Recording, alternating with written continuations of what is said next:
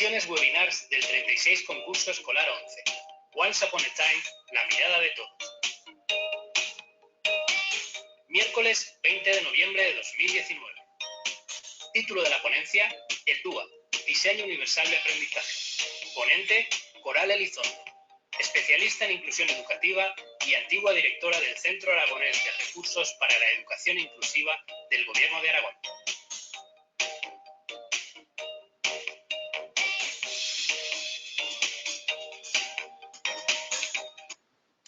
Hola a todos, bienvenidos a las sesiones interactivas del 36 concurso escolar 11. Yo soy Sara, moderadora de este webinar. Hoy tenemos el placer de contar con Coral Elizondo, referente en inclusión educativa y antigua directora del Centro Aragonés de Recursos para la Educación Inclusiva del Gobierno de Aragón. Actualmente ha creado un espacio web educativo para acompañar a docentes y familias en el camino a la inclusión con formación y asesoramiento. Hoy reflexionaremos con Coral sobre el diseño universal para el aprendizaje, un nuevo paradigma de la educación basado en el modelo social de la discapacidad que se basa en los avances de la neurociencia. Esta pedagogía permitirá al docente crear ambientes de aprendizaje flexibles, lograr aprendices expertos capaces de utilizar estrategias efectivas para optimizar el aprendizaje, proporcionar opciones para el compromiso, etc. A lo largo de la sesión podéis preguntar todas las dudas que os vayan surgiendo a través del chat que podéis ver en vuestro panel de control. Para no interrumpir a Coral, hemos establecido 2 momentos para daros respuestas después de los bloques de contenido. Espero que esta sesión os sea muy útil y os dejo con Coral para que pueda dar comienzo a la sesión. Hola, buenas tardes. Muchísimas gracias. Lo primero que voy a hacer es ponerme el reloj para no pasarme de tiempo. Y agradeceros a todas las personas que estáis allí escuchando. Pues sin vosotros y vosotras no sería posible, y sobre todo agradecer pues al Grupo Social 11 y al concurso de la 11 que hacen posible pues que abran esta ventanita, ¿no?, al conocimiento. Y sin más voy a empezar a hablar del tema que tengo preparado para hoy, que es el diseño universal para el aprendizaje. Pero quiero empezar hablando pues eso, de la mirada de todos y de todas, que es como el eslogan de este concurso, que por cierto os invito a participar, a primaria y a secundaria sobre todo. Y quiero empezar pues contándoos una historia. Había una vez una aviación americana que en el año 1996 comienza su andadura. Pero no voy a contar la historia de 1926, sino que me voy a ir a 1952, 30 años más tarde. En ese momento, ¿y por qué en ese momento voy a contar la historia? Porque en ese momento la aviación americana comenzaba a tener serios problemas. Lo que ocurría era que tenían accidentes, los pilotos no podían controlar los aviones, así que la cúpula militar empezó a echar la culpa a los aviadores, a los pilotos. El error es humano, el error es de los aviadores, pero no, cada vez había mejores pilotos. Entonces el error debe ser de la tecnología, pero tampoco, porque cada vez la tecnología estaba más avanzada. Entonces deben ser de los instructores de vuelo, tampoco era de los instructores de vuelo. Y por primera vez se dieron cuenta en ese año, en 1926, el año en que empieza la historia que os estoy contando, y que desde entonces no había transformado las cabinas de teléfonos, las cabinas de los pilotos. ¿Qué había pasado? Había pasado 30 años y las medidas de las cabinas de los pilotos no habían variado. En aquel momento, en 1926, empezaron a tomar un montón de medidas a un montón de pilotos, varones por supuesto, para hacer el diseño de esas cabinas. Y 30 años más tarde no se habían modificado. Así que pensaron que tal vez los pilotos habían crecido. Y fueron a buscar a más de 4.000 pilotos para volver a tomar medidas. Y tomaron una escala de 140 dimensiones. Todas las medidas que os podéis imaginar, de los pulgares, de los dedos, de las manos, de los pies, de la oreja, al ojo, todas las medidas que fueron posibles, convencidos que lo que iban a conseguir era una cabina perfecta para los pilotos. Pero había una persona que no estaba convencido de que esa fuese la solución. Era el teniente Daniels. Él era experto en antropología física y entonces les hizo la demostración.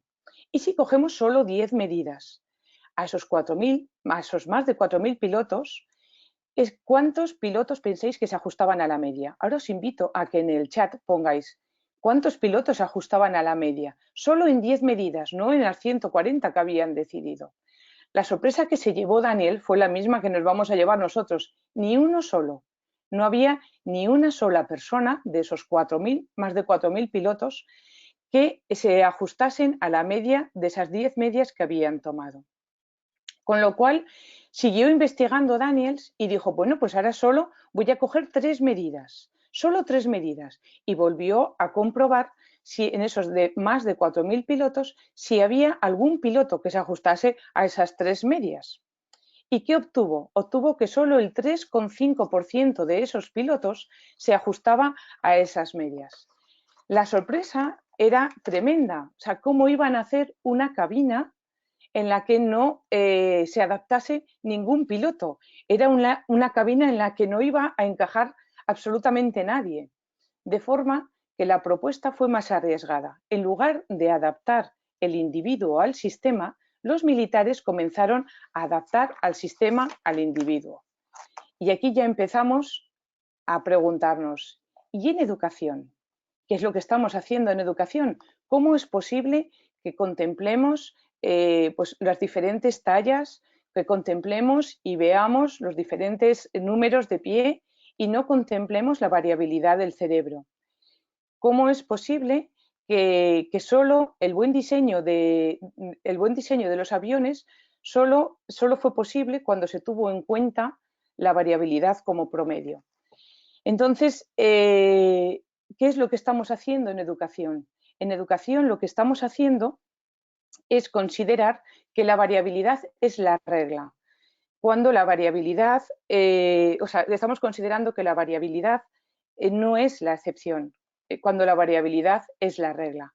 Entonces, si no modificamos el contexto, si no hacemos accesible el currículum, si no hacemos accesible nuestros diseños, si no hacemos accesible nuestro día a día, si nuestros contextos no van a tener opciones flexibles, nunca vamos a lograr llegar a todo el alumnado. La discapacidad será siempre una opresión. Por lo tanto, lo que tenemos que diseñar va a ser contextos con opciones flexibles y disponibles para todo el alumnado. Porque si no, lo que haremos, si no diseñamos de esta forma, lo que haremos es perder los talentos por el camino. Entender la diversidad y diseñar en función de ella es lo que vamos a ir hablando a lo largo de la charla de hoy. Os voy a contar otra historia. Había una vez un árbol con raíces profundas, un árbol con un tronco fuerte, un árbol con frondosas ramas. Tal vez conozcáis esta historia si me seguís en las redes, ¿no? Entonces, ¿por qué cuento esta historia? Porque en realidad lo que quiero es ubicar un poquito dónde está el diseño universal para el aprendizaje, porque como vamos a ver a continuación, es mucho más que un modelo o una propuesta pedagógica. El diseño universal para el aprendizaje va a aparecer aquí, en esas profundas raíces, donde desde el mismo momento en que yo diseño mi día a día, donde yo diseño mi programación de aula, diseño teniendo en cuenta a todo el alumnado. No me dejo a ningún niño en los márgenes y tengo en cuenta esa variabilidad humana desde el principio, precisamente para crear entornos flexibles que permitan que todos y cada uno de los niños estén presentes, participando y obteniendo logros. Y sobre todo permitan que esa mirada de todos y de todas sea visible y podamos lograr una educación inclusiva de calidad. Pero me voy al tronco. Y en el tronco lo que tengo es el día a día. Tengo un aprendizaje basado en proyectos, tengo unas unidades didácticas integradas, tengo unas tareas competenciales que va a ir más allá de lo que es meramente memorístico de contenidos curriculares. Desde el año 2006, en nuestra normativa, se empieza a hablar de un elemento nuevo en el currículo. Se empieza a hablar de lo que serían las competencias. Y sin embargo, fijaros, sí que ha pasado tiempo y seguimos hablando y evaluando contenidos. Abajo pone inteligencias múltiples, no podía ser de otra forma. Lo que yo hago con las inteligencias múltiples, lo que propongo es democratizar la inteligencia. Si precisamente queremos que todos los niños y las niñas tengan cabida en nuestras aulas, lo que tengo que hacer es visibilizar los talentos y las fortalezas de todos y cada uno de ellos. Si yo trabajo con las inteligencias múltiples, si yo lo que hago es crear un portafolio de talentos, lo que voy a lograr es un perfil de fortalezas y poder trabajar a partir de la capacidad, no de la discapacidad. Una educación inclusiva es una educación que contempla a todos y cada uno de los niños, con su variabilidad humana. Hablo también ahí mismo del aprendizaje cooperativo, pero más allá también del aprendizaje cooperativo podemos hablar de agrupamientos flexibles, podemos hablar también de un aprendizaje colaborativo, podemos hablar incluso de momentos donde hay una práctica deliberada, donde hay una metacognición. Y hablando de metacognición, ahí pone evaluación auténtica.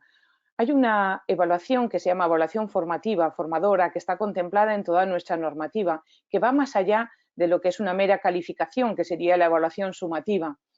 Entonces, esa evaluación formadora toma parte, es una parte importante de nuestro tronco, ya lo veis, y lo vamos a ver también en el diseño universal para el aprendizaje, la importancia que tiene esta evaluación, una evaluación que contempla la participación activa de todo el alumnado en el proceso de aprendizaje y una evaluación que contempla la metacognición. Y me quedan las ramas. ¿Qué pongo yo en las ramas? En las ramas lo que ponemos es el día a día, es el enriquecimiento, es nuestro enriquecimiento del día a día. En esas ramas veis que he apuntado modelos pedagógicos como el Flipped Classroom, he puesto metodologías, he puesto propuestas además innovadoras y actuales que están en nuestro día a día, ¿no? En nuestra educación del siglo XXI. Pero no contemplo unas bonitas ramas sin unas raíces profundas. Ya lo habéis visto, había una vez una historia de un árbol con raíces profundas. Es decir, que si esas raíces no son profundas, si yo cuando trabajo el pensamiento computacional o la gamificación o el Flipped Classroom o cualquiera de estos modelos pedagógicos que vemos aquí, si yo no contemplo que todos y cada uno de los niños y las niñas que están en mi aula tengan un espacio, tengan un entorno flexible, contemple la diversidad y variabilidad humana desde el mismo inicio para evitar adaptaciones posteriores, este árbol se caerá. Es decir, puedo tener unas raíces, no puedo tener unas raíces profundas si no contemplo a todo el alumnado. Unas ramas bellas y fuertes se pueden caer si no tengo unas raíces profundas. Entonces, ya teniendo en cuenta pues este lugar en el que nos ubicamos, paso a hablar de esta mirada para todos y cada una de las personas, paso a hablar de este diseño universal para el aprendizaje, que es lo que, bueno, pues ahora voy a hablar. Este diseño universal para el aprendizaje, voy un momentito atrás porque os quiero contar otra historia, tiene raíces profundas en la neurociencia, por eso el dibujo del cerebro. Pero también, como veremos después, tiene raíces profundas en la psicología cognitiva y en la pedagogía. Y de hecho, todos esos modelos y propuestas pedagógicas que yo he puesto en la rama van a aparecer en nuestro diseño universal para el aprendizaje. Pero esta mirada es importante y esta mirada me va a permitir entender qué es integración y qué es inclusión. Porque lo que yo me encuentro ahora es que estamos en un interregno. En realidad estamos transitando entre respuestas integradoras e inclusivas. Yo digo que a veces con tal despropósito que seguimos haciendo propuestas como esta que vamos a ver aquí de la integración, y así nunca vamos a conseguir llegar a lo que sería una inclusión real. Hablo entonces de una inclusión descafeinada. Tenemos aquí este dibujito que yo lo encontré en internet y que siempre lo utilizo para explicar el DUA y que hoy me va a servir también para explicar qué es la diferencia entre integración e inclusión. Aquí tenemos al erizo que está en el aula, está presente, estará obteniendo logros, no lo vamos a discutir, pero este erizo, que puede tener un desfase curricular de 2 años, de 3, no puede participar en las actividades que están haciendo los demás. Él no puede ponerse ese globito en la cabeza debido precisamente a ese desfase curricular que tiene. Esto lo que se hace habitualmente esto sería una práctica de integración, ¿no? Él está presente en el aula, pero no puede participar de las actividades que allí se están haciendo. El DUA nos va a permitir precisamente a hacer los ajustes necesarios con las pautas y puntos de verificación que nos van a proponer para lograr que este erizo esté presente participando y obteniendo logros. ¿Y qué es el DUA? Estoy aquí poniendo el reloj. El DUA es precisamente diseñar de una forma universal para todo el alumnado. El CAST, que es el centro de referencia que ya lleva investigando sobre este modelo desde los años 80, o sea que fijaros sí que lleva ya tiempo trabajando sobre esta propuesta, nos dice, y lo leo textualmente, es el conjunto de principios para desarrollar el currículo que proporcione a todos los estudiantes igual de oportunidades para aprender. Pero yo voy más allá. Para mí el DUA, por supuesto, que es este conjunto de principios, este conjunto de pautas que ahora vamos a ver y vamos a estudiar, pero para mí es el paradigma realmente de la educación del siglo XXI. Hablaríamos entonces de un marco, de un modelo educativo actual con fundamentos en la neurociencia, en la psicología, en la pedagogía y donde se va a enmarcar muchos de los aspectos que hemos visto contemplados en nuestra historia del árbol. Entonces, el diseño universal para el aprendizaje se basa, ya lo hemos dicho, en esas redes, cerebrales, esas redes neuronales de la neurociencia. Ahí vemos 3 colores, cada color está representado precisamente por una de esas redes, por un cerebro, ¿verdad? Lo veis. Hay 3 principios. Cada principio está alineado precisamente con esas redes. El primer principio de color verde nos dice que tenemos que proporcionar múltiples formas de compromiso. Y aquí hago un pequeño paréntesis, porque nos dice múltiples formas y también nos dice proporcione opciones. Y esto es clave. Si nuestros entornos tienen que ser flexibles, las opciones tienen que ser lo que hagamos habitualmente, proporcionar opciones para que todos y cada uno de los niños y de las niñas de nuestros aulas puedan estar presentes, participando y obteniendo logros, que no era lo que le pasaba al erizo precisamente en la primera imagen que os he enseñado, ¿verdad? Entonces, nuestro primer principio está alineado con las redes afectivas. Las redes afectivas son el cerebro límbico, el cerebro más interno, donde están las emociones. Y allí es donde ofreceremos opciones para captar el interés, pero también no solo nos quedaremos en esa motivación intrínseca, en esa motivación extrínseca, perdón, que es la que yo como docente ofrezco al alumnado, sino que también ofreceré opciones para la motivación intrínseca, para que todos y cada uno de mis alumnos y mis alumnas sean capaces de mantener el esfuerzo, la persistencia y la autorregulación. Y entonces os voy a hacer hincapié en eso que pone a la izquierda, en esas palabras grises que pone acceso, construcción e internalización. Es decir, tenemos un principio, el principio proporcionar múltiples formas de compromiso alineado con una de las redes afectivas, porque ya hemos dicho que las bases científicas y teóricas están en la neurociencia, y tenemos 3 pautas. La primera pauta está relacionada con el acceso y ahí ofrecemos opciones para captar el interés. Ahí es desde que pongo un título sugerente o provoco elecciones autónomas, les dejo desafíos diferentes. En la segunda pauta es donde contemplo la construcción del aprendizaje y entonces ahí debo ofrecer opciones para mantener el esfuerzo y la persistencia y pongo niveles distintos de desafíos para provocar precisamente pues, ese esfuerzo y persistencia de todas las personas. Y en la tercera pauta es donde aparece la autorregulación.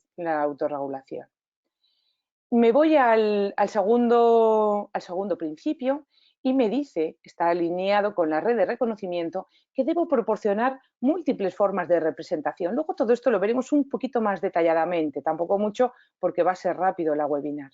Y aquí de nuevo vuelven a aparecer 3 pautas. Una primera pauta relacionada con el acceso, donde yo doy opciones para la percepción. a todo el alumnado. Una segunda pauta relacionada con la construcción, donde doy opciones para el lenguaje y los símbolos, si esa es la barrera. Y una tercera pauta relacionada con la internalización, donde yo doy opciones para la comprensión. En este principio, lo que debo garantizar es que todo el alumnado sea un aprendiz experto capaz de lograr una comprensión profunda del aprendizaje. Y en la tercera pauta, alineada con las redes estratégicas, es donde proporciono opciones para la acción y la expresión, donde las pautas de acceso están relacionadas con la acción física, donde las pautas de construcción del aprendizaje están relacionadas con la acción y la expresión, y donde, por supuesto, la internalización va más allá de lo que sería la mera comprensión y nos centramos en las funciones ejecutivas. Pero aquí, hoy, ahora no me funciona, sí. Lo que contemplo, fijaros, y esto es interesante, por eso el diseño universal es mucho más que una serie de principios, de pautas y de puntos de verificación. El diseño universal es el paradigma que me permite hablar de docentes como arquitectos. Fijaros cómo estamos hablando de una educación del siglo XXI, una educación transformadora, una educación donde cambia el rol del docente y del alumno. Pero también contemplo al docente como diseñador de esos paisajes de aprendizaje enriquecidos para todo el alumnado, con itinerarios personalizados para cada uno de ellos. Pero también hablo de un docente como constructor de ambientes flexibles, unos ambientes que contemplan desafíos adecuados para todo el alumnado. Ya habéis visto que hemos dicho que vamos a ofrecer retos cognitivos para despertar el interés y donde no va a ser el niño o la niña el que tiene que cambiar, sino que va a ser el contexto el que tiene que cambiar. ¿Os acordáis de la historia primera que os había contado? No era la cabina al final quien tenía que realizar los ajustes, o sea, no eran los individuos, sino la cabina y sobre todo los asientos los que tenían que ajustarse a la persona. Entonces ahora os preguntaréis qué hace Coral con una sardina en la cabeza. Espero, no os veo y esto es un poco raro para mí no ver vuestras caras, que por lo menos os haya despertado la sonrisa y la curiosidad. Mi objetivo precisamente era ese. Estamos en la red afectiva del aprendizaje. Y aquí ya os he explicado que lo que quiero es despertar la curiosidad.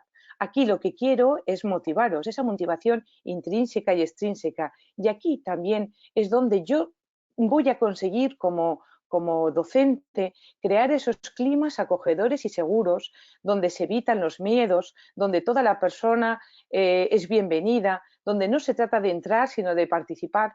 Y fijaros, y esto me gusta siempre insistirlo, que en esta red afectiva no se contemplan aspectos cognitivos, sino emocionales. Cuando yo hablo de educación inclusiva desde una visión humanista de la educación, lo que hago es conjugar aspectos cognitivos, emocionales y éticos. La mirada otra vez vuelve a aparecer, esa mirada de todos y de todas.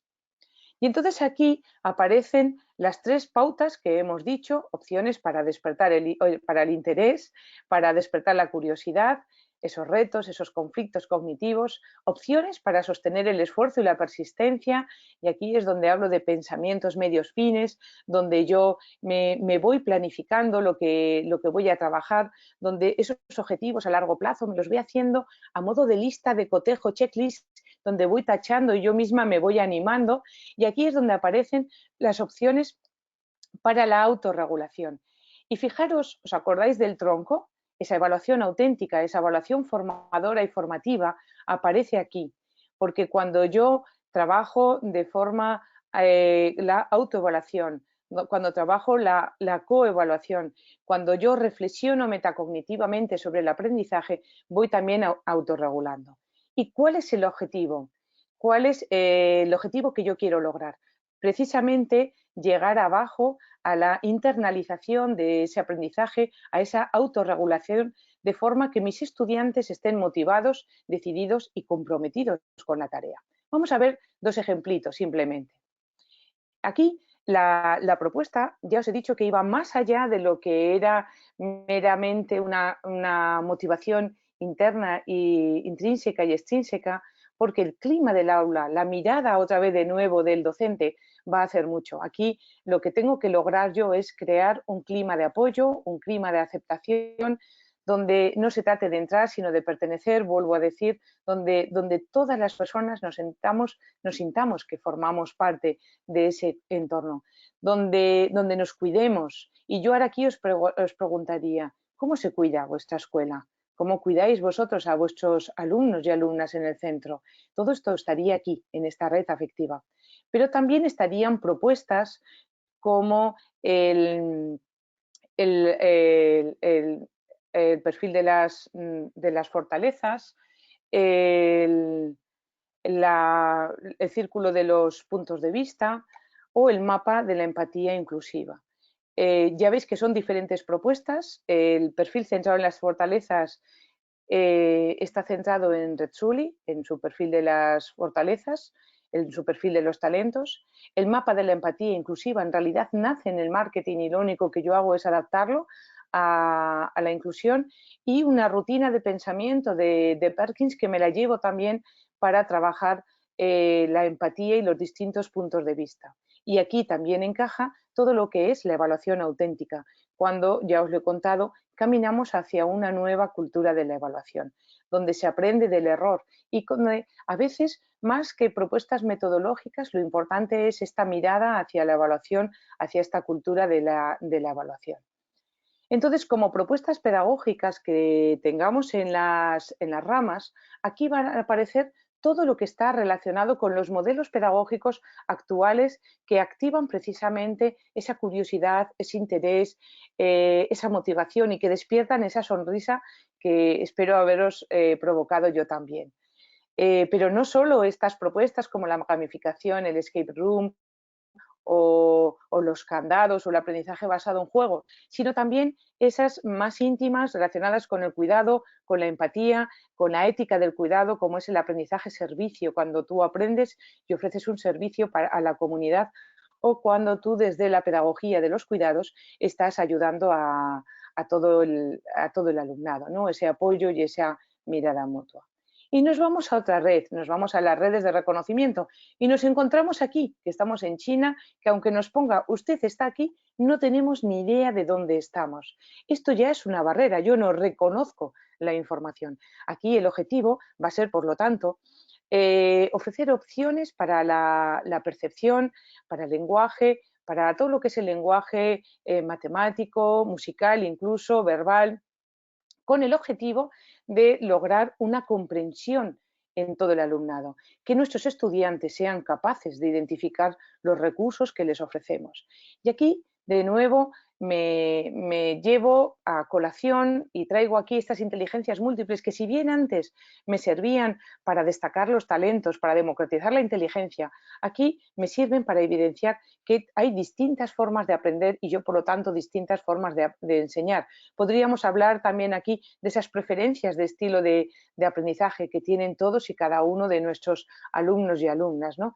Porque hay que tenerlos en cuenta para diseñar también esos ambientes flexibles, que la información salga y entre por todos los canales. Entonces yo aquí, esto es como mi blog. Yo en mi blog ahora escribo y pongo un vídeo, ¿no? Entonces quien quiera lee la información y si no, pues la puede también ver o escuchar en el vídeo. Pues esto es lo mismo, pero en la educación.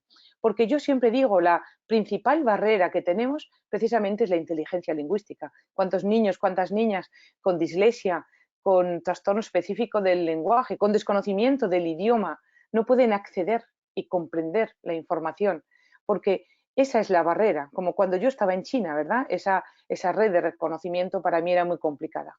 Y aparece de nuevo el tema para cambiar la mirada de la lectura fácil, fundamental. Cada vez hay más ejemplos de libros de infantiles y juveniles con lectura fácil que me van a permitir que todos los niños y niñas del aula estemos leyendo el mismo libro y que podamos hacer una tertulia sobre ese libro, porque la barrera a la comprensión se elimina. O cuando hablamos también de esa enseñanza multinivel que yo voy graduando, y esto Antonio os lo explicará muchísimo mejor porque es un artista en este tema y un gran especialista. Y él ya sabéis que viene dentro de poco también a este webinar, a este espacio. Y por supuesto estos organizadores gráficos que los puedo utilizar yo como profesora para conocer vuestros conocimientos previos y a partir de vuestros conocimientos previos empezar a construir el conocimiento. Puedo empezar a hacer esas rayas que veis allí que os ayuden a organizar las ideas, a sintetizar. ¿No os ha pasado que a veces estáis en clase y de repente dices, ostras, ahora lo entiendo? Cuando nuestros alumnos y alumnas han sido capaces de relacionar esas ideas. Y por supuesto, de las ramas otra vez, de los árboles, de esas propuestas pedagógicas, de estos modelos actuales que tenemos. Por eso os decía que el diseño universal para el aprendizaje es mucho más que unos principios y unas pautas. El diseño universal para el aprendizaje me permite encajar toda la educación del siglo XXI. ¿Y qué cojo ahora de estas ramas? Lo que cojo pues son estos modelos pedagógicos que me van a ayudar enormemente en este tema. Cuando utilizo la imagen verbal junto a la imagen visual y aquí tengo pues a estos niños, estas niñas de los que hablaba antes, pues el TDAH, el trastorno específico del lenguaje o los niños y niñas con trastorno del espectro autista, que se apoyan tanto en lo visual para poder comprender qué es el objetivo de esta red, vuelvo a recordar. Cuando utilizo los vídeos para el aprendizaje que me van a permitir no solo llegar a habilidades de pensamiento de orden superior, que eso ya es maravilloso, ¿no?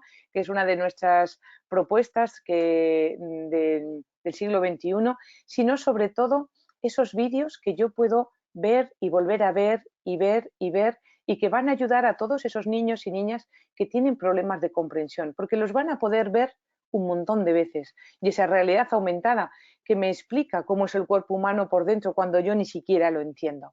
Entonces, estas propuestas que tenía en las ramas me las traigo aquí. Y solo me queda una red, solo me queda un principio, el último principio, alineado con las redes estratégicas. Y aquí, en este principio, Carmen Alba nos dice que es donde se da, donde el alumnado interacciona con la información. Fijaros lo importante que es también esta red, que es la red estratégica, que es donde van a contemplarse todas las funciones ejecutivas. Y donde, fijaros, estas funciones ejecutivas las trabajábamos fundamentalmente en el alumnado con trastornos del neurodesarrollo, ¿verdad? Era algo que entrenábamos en este alumnado y que ahora el diseño universal, por eso os digo que es un paradigma que lo abarca todo, absolutamente todo, contempla que diseñemos teniendo en cuenta todo el alumnado y que diseñemos entrenando en estas funciones ejecutivas y desarrollándolas en todo el alumnado. Entonces aquí de nuevo nos vuelven a aparecer nuestras tres pautas, opciones para la acción física, aquí es donde aparece la accesibilidad y las tecnologías asistidas, aquí hablábamos, ¿os acordáis?, del acceso a la información, y donde aparecen también las opciones para la expresión y la comprensión, porque ya aquello que he comprendido, ahora te lo tengo que contar. Entonces yo vuelvo a dar opciones, otra vez vuelvo a dar opciones. Si tu barrera es el lenguaje, ¿por qué no me lo puedes contar de otra forma? ¿Por qué volvemos a poner barreras, en este caso al aprendizaje, a estos niños y a estas niñas, ¿no? Y donde ofrecemos opciones para las funciones ejecutivas. Y aquí, ¿qué es lo que yo quiero conseguir? Estudiantes estratégicos, estudiantes capaces de cumplir sus metas. Y otra vez de nuevo, ya lo veis, las inteligencias múltiples, pero esta vez es para ofrecer productos. Que cuando yo os diga como docente, como vuestra profesora, que me tenéis que ofrecer, que me tenéis que demostrar que habéis comprendido, que me tenéis que expresar el conocimiento que habéis adquirido, que no os lo diga solo por una de las inteligencias, sino que vuelva a dar opciones. Me lo podéis o bien escribir en el blog, o podéis hacer un podcast, o tal vez me podéis hacer dibujos o hacer un vídeo. Fijaros que estoy dando opciones, pero todos me vais a contar la excursión a Zaragoza. Esto sería diseño universal para el aprendizaje, como también lo es controlar de forma consciente las funciones ejecutivas en el aula, con habilidades de planificación, cómo organizo ese grupo, cómo soy capaz de controlarme, y esperar a que me toque mi turno, cómo soy capaz de trabajar la memoria de trabajo o ese control emocional del que habíamos estado hablando. Aquí volvemos otra vez a nuestras ramas, y de las ramas que cogemos, de nuestras ramas cogemos pues ese pensamiento computacional, esa robótica que organiza el pensamiento, esa cultura del pensamiento con rutinas y destrezas que me ayudan también con esos mapas del pensamiento, con esos organizadores gráficos y, por supuesto, el uso de la tecnología, ¿no? No podía ser de otra forma. Entonces aquí he ido muy deprisa, quedan 15 minutos. Me queda un poquito más, entonces si queréis damos ya el turno de preguntas o esperamos al final, lo que me digáis. Vale, si quieres, Coral, te paso un par de preguntas que tengo por aquí y Vale, luego ya continuamos. perfecto. Vale, perfecto. Pues nos dicen por aquí, muy interesante, pero ¿cómo preparamos 25 sesiones para tantas variedades si tenemos 2 sesiones de 45 minutos libres y una vida más allá del aula con la familia y tareas de casa? Entiendo que esto es la panacea, pero ¿cómo lo hacemos? A ver, aquí lo primero es que hay un error conceptual, no hay que preparar 25 sesiones. A ver, estamos haciendo un diseño universal. O sea, habitualmente cuando tú diseñas tienes en cuenta al estudiante promedio. Yo lo que te estoy diciendo es que más allá del estudiante promedio tenemos niños y niñas en los márgenes a los que hay que atender. Entonces vamos a imaginarnos que, te voy a contar ejemplos míos reales, ¿no? Que tenemos en el aula una niña en quinto de primaria con desconocimiento del idioma. Entonces, tú habitualmente lo que haces es contemplar a esta niña, porque si no incluso te sientes mal de no poderle dar una respuesta eficaz a esta niña, ¿no? Entonces, lo que haces es apoyarte en imágenes, por ejemplo, ¿no? Pues eso sería el DUA. Ahí estás ofreciendo opciones para la percepción. Estás ofreciendo, como ella no va a tener problemas en el lenguaje, estarás ofreciendo opciones para el lenguaje. Entonces, en este caso, la opción es una imagen, o podría ser algo en lectura fácil, o podría ser el compañero o compañera de al lado que le va a hacer de modelaje. Es decir, empiezas a buscar en todo este diseño universal opciones para poder atender con calidad a ese niño o a esa niña. Hablaríamos también de todo lo que sería un multinivel, ¿no? De forma que podrían a lo mejor en un mismo equipo estar haciendo todos matemáticas, pero ajustado a sus necesidades, ¿vale? Podrían estar todos en la misma mesa haciendo operaciones, pero tú ahí sí que tienes operaciones ajustadas para cada uno de los niños, o puedes tener problemas ajustados. Yo trabajo mucho, por ejemplo, con parejas, con dictados con parejas y ya hay los nivelas, con lecturas por parejas o con problemas por parejas, dictados, problemas y lecturas por parejas. Todo el mundo estamos haciendo lo mismo. Acuérdate del erizo, ¿vale? El erizo tenía un ajuste, tenía una cuerdecita. Él no está haciendo una cosa diferente, está haciendo lo mismo, pero con sus ajustes. Entonces, no son 25 ajustes, habitualmente no son 25 ajustes. Precisamente los ajustes se hacen a los niños y a las niñas que están en los márgenes. Entonces, tú eso lo contemplas desde el principio, porque además esa es la mirada ética que tenemos que tener los docentes, es un derecho de nuestros niños y niñas y es una obligación nuestra. Entonces, el DUA lo único que te hace es ofrecer opciones para que lo puedas hacer. Genial. Luego también tenemos otra pregunta que nos dice si puedes explicar un poco la metacognición en escalera. Vale, mira, explico la metacognición, no sé si las preguntas la habéis oído. La metacognición, ¿os acordáis que os he dicho que en realidad el DUA se enmarca dentro de lo que es la neurociencia, de esa variabilidad humana, de entendiendo que nuestros cerebros aprenden de forma diferente, ¿no? Que no todos tenemos ni las mismas preferencias ni la misma forma de aprender? Pero os acordáis que también he hablado de bases en la psicología y aquí es donde aparece todo el tema de la cultura del pensamiento con las rutinas, las destrezas y la metacognición. La metacognición no es otra cosa más que pensar sobre el pensamiento. Entonces, lo que nosotros vamos a provocar en el alumnado es pensar sobre el pensamiento, o bien con una escalera metacognitiva propuesta por Robert Schwartz, donde de forma visible el docente va haciendo las preguntas, ¿vale? A modo de escalera, y eso ya las preguntas ya están estipuladas. Entonces yo diría, ¿qué hemos aprendido? ¿Cómo lo hemos aprendido? ¿Qué os ha parecido más fácil, más difícil? ¿Vale? Y esto en la vida real, ¿para qué lo podemos aplicar? ¿Qué aplicaciones, qué otras aplicaciones tiene? Fíjate la importancia de estas preguntas metacognitivas, porque en realidad les lleva a una reflexión más allá de lo que sería una simple memorización. Entonces, trabajar en el aula o bien la escalera metacognitiva de forma visible. El docente guía el pensamiento y va leyendo las preguntas y las dice en voz alta. Y el alumnado hace visible el pensamiento y contesta en voz alta. Pero también podríamos contestarla de forma escrita en nuestros diarios metacognitivos, de forma que el propio niño o niña va escribiendo pues esas preguntas, una reflexión más interna, y luego las podríamos en voz alta. Muy interesante esa pregunta. El tema de la metacognición estaría en las redes afectivas para conseguir una autorregulación. Vale, perfecto, Coral. Si quieres puedes continuar y todas las preguntas que van saliendo las dejamos para el final. Vale, perfecto. Pues venga, continúo, que ya me queda muy poquito y ya nos vamos a las preguntas. Entonces ahora la pregunta es, vale, un poquito lo que me preguntaba esa persona, ¿no? Yo cómo voy a programar para 25 personas, ¿cómo lo puedo hacer? Y otra vez, fijaros la mirada puesta en todos y cada uno de los niños y niñas, porque si no seguiremos con esas ataduras que ese dibujito que he intentado representar aquí.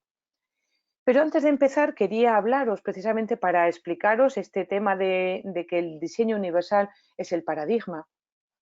Si conocéis las investigaciones de Hattie, de John Hattie, si conocéis un poquito el metaanálisis que hizo, y otra vez aparece la palabra meta, es investigar sobre las investigaciones, analizar sobre lo que ya está analizado, él descubrió con un alto impacto, muy, muy alto, sobre 1.0 tenía 0.82, la instrucción directa. La instrucción directa no hay que confundirla con lo que sería un aula, una explicación magistral, digamos, ¿no? O sea, una clase directa, dirigida, vamos, sería la palabra.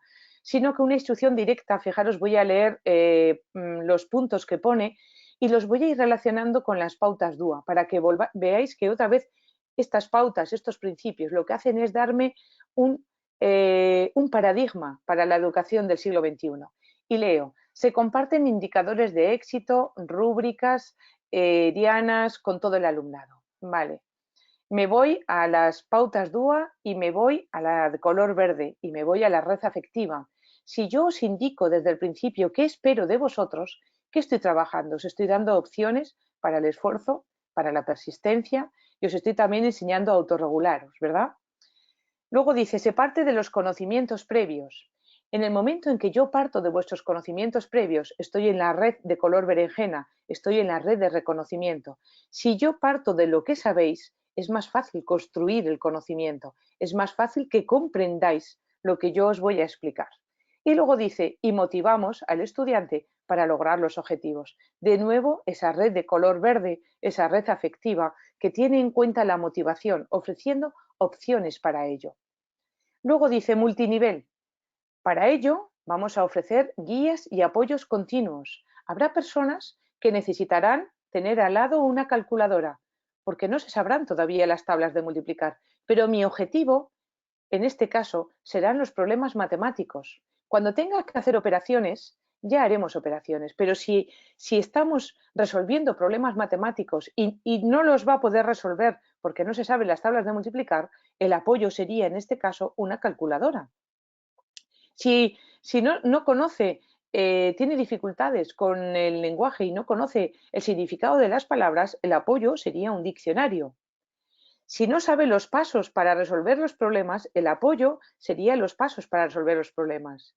Si necesita pasos para dejar la mesa limpia y ordenada, el apoyo sería las autoinstrucciones que yo le voy a proponer. Entonces, ofrezco guías y apoyos continuos y ajustados a los alumnos que yo conozco, pero siempre, sobre todo, la mirada en los que tengo a los márgenes. Entonces, aquí estoy multinivelando, pero fijaros lo que dice, esto es un andamiaje. ¿Os acordáis de las raíces profundas en la psicología y en la pedagogía? ¿Os suena esto a Vygotsky y a Brunner? Sí, ¿verdad? Este multinivel estaba en la red de color berenjena, en la red de reconocimiento. Cuando yo tenga estas guías, estos apoyos, voy a conseguir comprender, que era el objetivo que buscaba. Luego dice una práctica deliberada para consolidar el aprendizaje, porque sí o sí, aprender a conducir se aprende conduciendo. Entonces, esta práctica deliberada, por eso os decía que en estos agrupamientos también hablamos de un agrupamiento individual, ¿no? Que no sea el único, hemos dicho agrupamientos flexibles. La palabra flexibles tiene que aparecer siempre. Y entonces aparece este feedback centrado en la práctica, centrado en, mira, tenías que hacer esto, estos son los indicadores que tenías que hacer, ahora estás aquí, te falta esto. Fijaros cómo en este feedback yo voy también guiando el aprendizaje. Este feedback lo que me va a ayudar es a la autorregulación, me va a dar opciones también para el esfuerzo y la persistencia, porque voy por buen camino. Luego dice una construcción social del aprendizaje. Esto es fundamental, este aprendizaje dialógico, este aprender haciendo. Hemos dado opciones para la acción, hemos dado también opciones para la expresión de forma individual o colectiva. Estábamos trabajando en equipo también, hemos dicho que las propias redes naturales de apoyo del aula nos van a servir para dar opciones a la expresión, o sea, perdón, sí, a la acción, a la expresión, pero también al esfuerzo y la persistencia y, por supuesto, a la autorregulación, ¿no? De forma que unos se ayuden a otros. Y por último pone metacognición. Se concluye con un cierre. Era lo que me preguntaba antes esta persona, ¿no? El tema precisamente de la metacognición. Fíjate cómo con esa escalera metacognitiva que te he explicado, lo que hacemos, lo que ayudamos al alumno es, y a la alumna a decir, esto es lo que he estudiado, esto me ha parecido difícil, esto me ha parecido fácil, esto lo puedo utilizar. O sea, entonces, de una forma muy, muy sencilla, ya lo veis, esta instrucción directa de un alto impacto contiene todas las pautas DUA. Entonces, no nos tenemos que volver locos, pensar en las pautas DUA como algo aislado y descontextualizado, sino como en la misma programación y con esa mirada. Me parece precioso el título de la mirada de todos y de todas, en esa mirada hacia estas personas que tenemos en los márgenes, yo diseño de forma flexible. Entonces, ¿cómo son los elementos del currículo de forma flexible? Pues serán como este ejemplo que os he puesto aquí, cuando en el propio estándar dice que conoce las características propias de los textos literarios de la tradición oral y los distingue al escucharlos o leerlos. Fijaros cómo estoy ofreciendo opciones, otra vez la palabra opciones. Si yo pusiese solo y los distingue al escucharlos, las personas que tienen esa dificultad, que tienen esa barrera, ¿qué haría? Una adaptación curricular continuamente, porque no pueden escucharlos. Pero aquí estoy diciendo que también está bien cuando los distinguen al leerlos. Esta es la clave.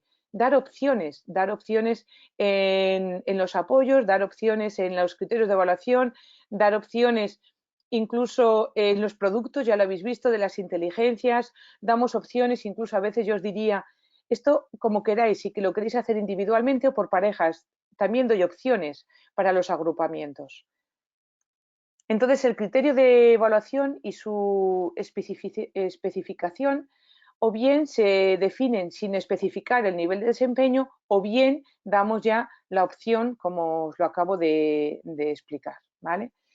De cualquier forma, y me vuelvo otra vez a la idea de que esto es más que un modelo pedagógico, que es un paradigma que abarca absolutamente toda la mirada de la educación del siglo XXI, una educación que contempla la equidad, la calidad y la inclusión de todo el alumnado, donde se contemplan aspectos cognitivos, emocionales y éticos, hay que hablar de ética en educación, y donde se habla de presencia, participación y logro. Y fijaros como esa primera red de color verde, lo que me provocaba era también un clima de aula acogedor.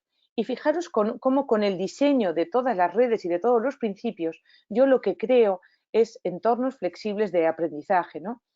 Entonces, más que hablar solo de un currículo DUA, yo lo que hablo es de docentes DUA, de aulas DUA, y aquí yo os lanzo la pregunta, ¿cómo tendría que ser el docente DUA? ¿Cómo tiene que ser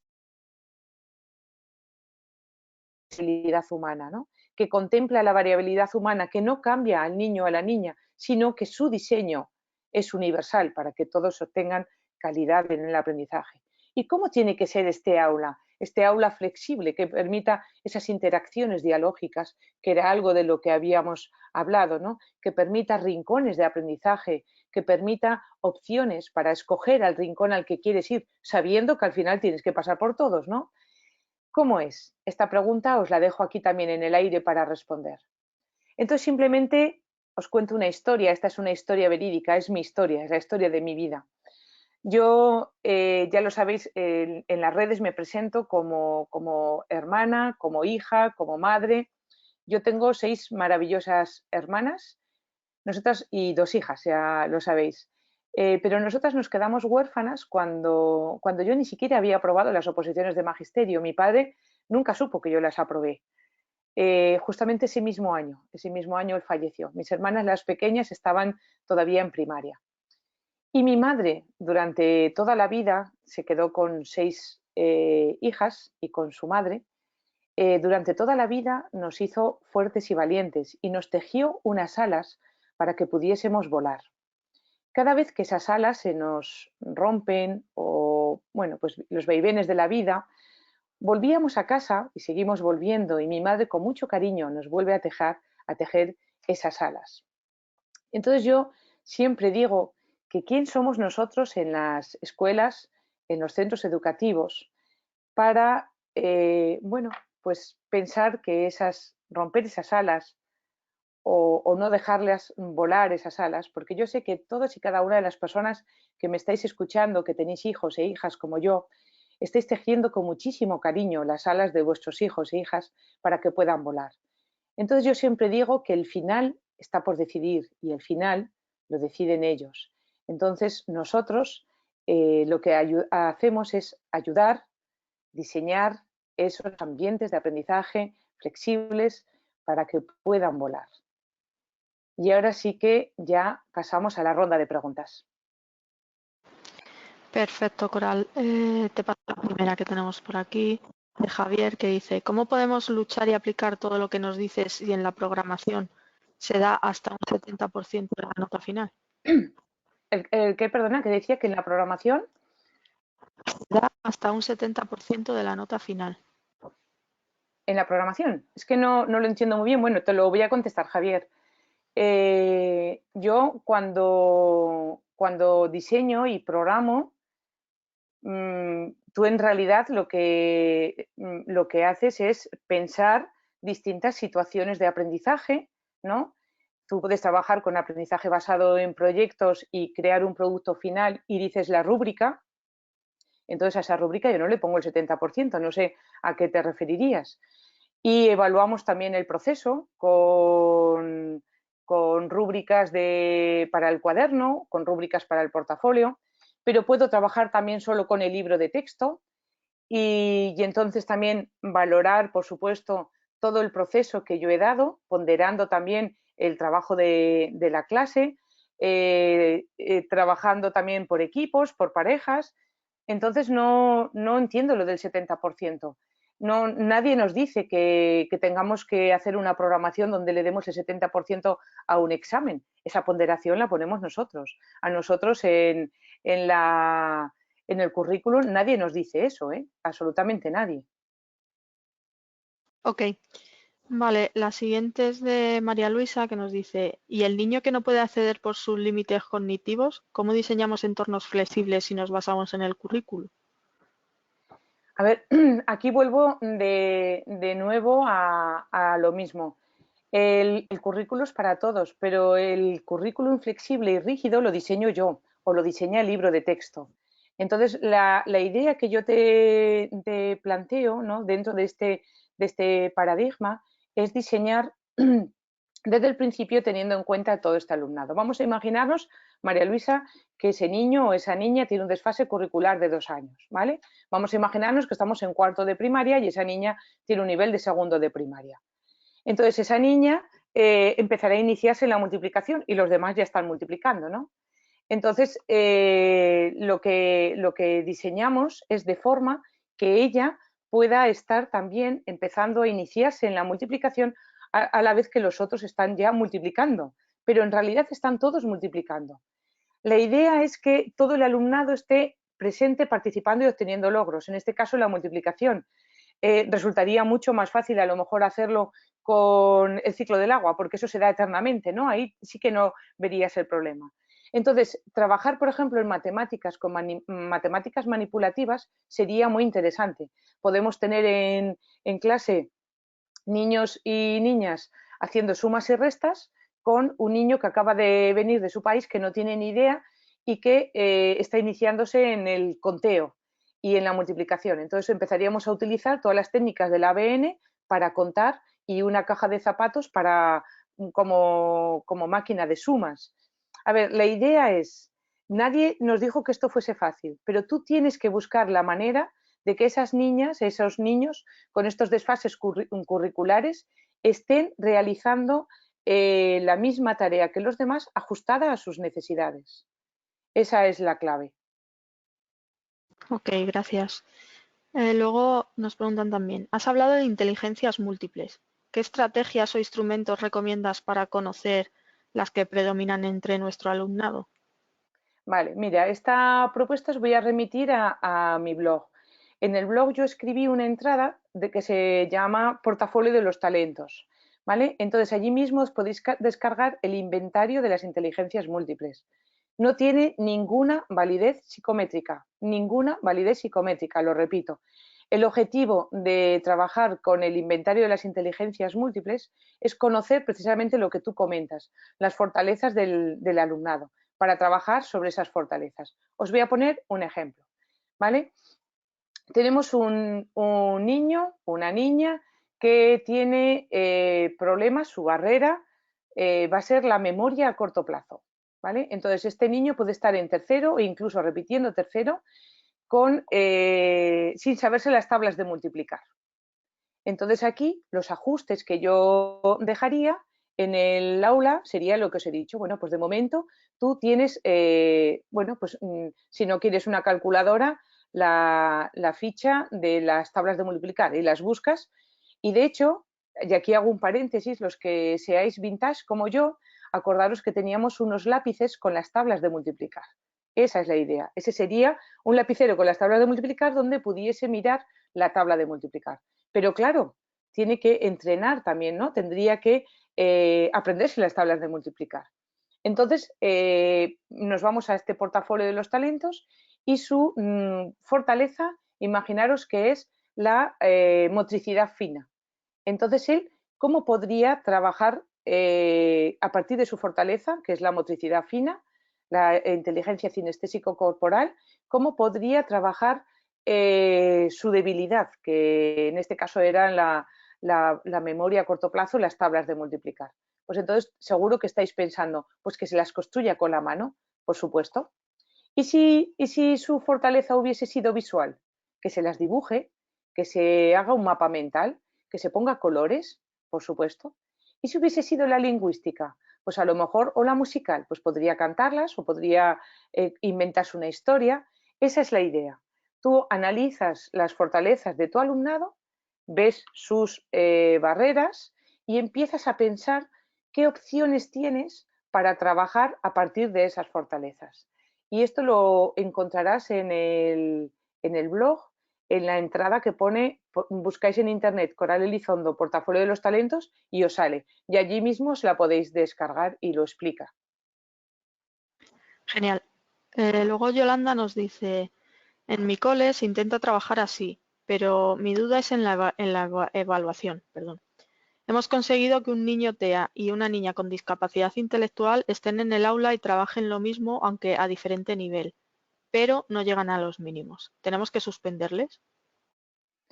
A ver, el tema de los mínimos es importante. Entonces, es importante tener en cuenta siempre los mínimos para saber con qué alumnado vas a ir a los mínimos. Entonces, a ver, trabajando con multinivel, la clave fundamental es partir de sus conocimientos previos, pero siempre ir más allá. Digamos que nos vamos a la zona que Vygotsky llamaba la zona de desarrollo próximo, ¿vale? O sea, no me quedo en su conocimiento, sino que, fijaros que voy un poco más allá, precisamente porque si no, nunca intentaré llegar a los mínimos. Entonces, en este momento, tal y como está la legislación, yo tampoco sé qué desfase curricular tiene este niño, pero tienes que ir poniéndole niveles de exigencia más altos, pero siempre teniendo en cuenta sus conocimientos previos, porque si nos los saltamos, vamos a fracasar. Entonces, si en estos momentos habéis hecho todo lo que yo os he dicho y los objetivos, los criterios de evaluación mínimos no los ha conseguido, pues entonces en este caso sí que, según la normativa, sí que tendría que suspender, ¿no? Porque no lleva el nivel de su clase. Estaríamos en un nivel diferente. Pero yo vuelvo a insistir, muchas veces el error está no en ya cómo definimos los criterios de evaluación mínimos, sino cómo nivelamos para conseguirlo, ¿no? Porque me he encontrado pues niños y niñas que están eternamente repitiendo cosas y que no, bueno, es que como no sabe multiplicar, no, pero tendrá que iniciarse. Tú empiézale con recursos, sobre todo matemáticas manipulativas, como ya he dicho, y aspectos así. Entonces, esto me imagino que será lo que os explicará Antonio el próximo día, pero es importante, ¿vale? Cómo realizamos esa nivelación. Eso es importante. Bien, Carolina nos dice, ¿el DUA se podría considerar parte de las teorías del aprendizaje? A ver, es que precisamente, Carolina, mira, muy bien, porque a ti te ha llevado la reflexión a eso, ¿no?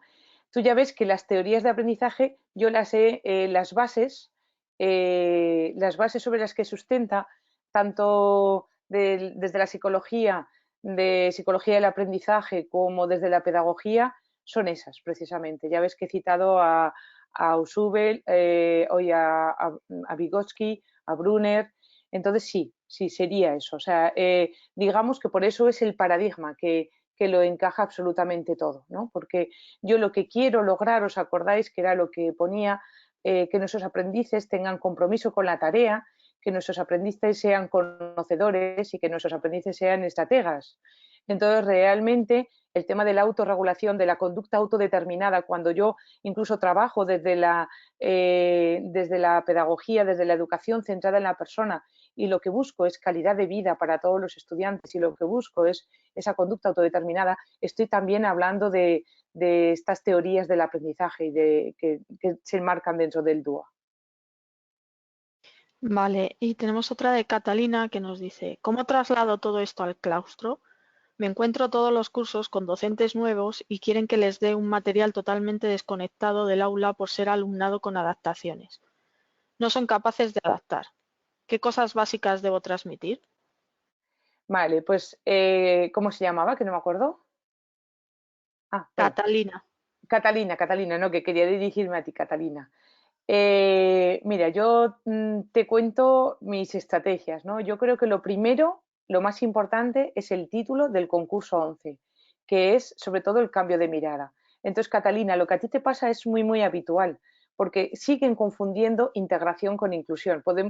Podemos tener decretos de inclusión maravillosos, pero siguen confundiendo y siguen normalizando las injusticias. Entonces, estos docentes, para ellos es normal que tú, que tal vez seas la profesora de pedagogía terapéutica, ¿no? Pues les hagas incluso las adaptaciones curriculares y para ellos que estén descontextualizadas, pues no tiene ninguna importancia porque lo han hecho siempre y es lo que se tiene que hacer, porque estos niños, estas niñas no pueden seguir la clase. Entonces nos vamos a la primera imagen del erizo. Eso es una injusticia, es totalmente una injusticia. Entonces, lo que esos niños tienen que hacer es estar presentes, participando y obteniendo logros. Y tú me dirás, no, si Coral, si yo ya me lo creo. Yo te invitaría a que promovieses en tus claustros la sensibilización, que propusieses, pues ya no lecturas de libros, porque a lo mejor eso es más costoso, pero sí ver algún vídeo. Hay vídeos muy interesantes sobre este tema, incluso, bueno, pues artículos de blog que os gusten y que os lleven a reflexionar, algo corto que permita hacer tertulias en torno a él y que empecemos a debatir sobre si lo que hacemos es normal o no es normal. También invitaría a a los docentes a conocer la Convención de los Derechos de las Personas con Discapacidad, donde en el artículo 24 dice que la educación inclusiva es un derecho, por lo tanto es una obligación nuestra. Y eso es que la educación inclusiva no es una opción, es un derecho, ¿no? Entonces esto no se negocia. O sea, esto es un negocio. Pero aún así, Catalina, te sigo entendiendo que hay profesores que siguen pensando que solo los aspectos cognitivos es lo importante. Entonces hay que empezar a hablar de ética, hay que empezar a hablar de aspectos cognitivos y emocionales y hay que empezar a cambiar la mirada y sobre todo a caminar hacia la inclusión. Entonces esto supone cambiar con lo que estamos haciendo, por eso a veces hay mucha negación por parte de los docentes, porque no lo comprenden o porque se asustan o porque yo no lo sé hacer o porque cómo voy a hacer 25 programaciones, ¿no? Que era una de las cuestiones. Es que no hay que hacer 25 programaciones, hay que hacer una contemplando a las 25 personas. Entonces, simplemente lo que diseñas es opciones para hacerlo. Por ejemplo, dentro del plan de atención a la diversidad que yo tengo también en Internet, ahí doy muchas opciones de medidas organizativas sencillas, sin empezar a hacer grandes cambios metodológicos, que permite empezar a trabajar por parejas de forma colaborativa o cooperativa, que permite trabajar con rincones aunque estemos en primaria o en secundaria, que yo pueda tener un rincón de gramática al que haya que ir una vez a la semana sí o sí, te doy la opción, tú elige cuando quieres ir, pero tienes que ir a ese rincón y en ese rincón yo nivelo teniendo en cuenta la competencia curricular de mi alumnado, de forma que todos van a encontrar enigmas y errores, porque para eso van a ser detectives, pero ajustado a sus necesidades o incluso a sus intereses, si yo sé lo que les gusta, ¿no? Entonces, Catalina, eso, es que no es una opción, no sé qué más decirte. Que lean y Muchas que se gracias. formen. Gracias, Coral. Perdonad, pero no nos da tiempo a contestar más preguntas. Pero no os preocupéis porque os vamos a contestar a todas. Dejaremos en la sección Recursos para el programa de la web la presentación de Coral y vuestras preguntas ya contestadas y las que falten por contestar, porque no queremos dejaros con ninguna duda. Además, en las próximas semanas podréis volver a ver esta sesión interactiva en la web y en nuestro canal de YouTube. Muchas gracias a todos por vuestra participación. Recordad que la sesión el día 28 de noviembre a las 7 de la tarde, donde hablaremos con Jesús Guillén, referente en neuroeducación, que nos hablará de creatividad, neurodidáctica e inclusión. Muchas gracias, Coral. Si quieres aprovechar y despedirte. Sí, sobre todo eso. Muchísimas gracias porque sin las personas que estáis allí, que habéis estado conectadas un montón, casi 200 personas, estoy leyendo ahora mismo, pues esto no hubiese sido posible. Y porque juntas, todas las personas, vamos a conseguir, pues eso, caminar hacia una educación inclusiva, equitativa y de calidad. Y que estas dudas y estos miedos que tenemos es normal, porque no sabemos tampoco, ¿no? Pero vamos, empezar a reflexionar, conectarnos aquí, eso ya es caminar hacia la inclusión. Y bueno, simplemente animaros a participar en el concurso, que desde luego gracias a ellos y a Grupo Social 11 estamos hoy aquí. Y sin más, gracias también a todo el mundo. Un saludo y hasta la semana que viene.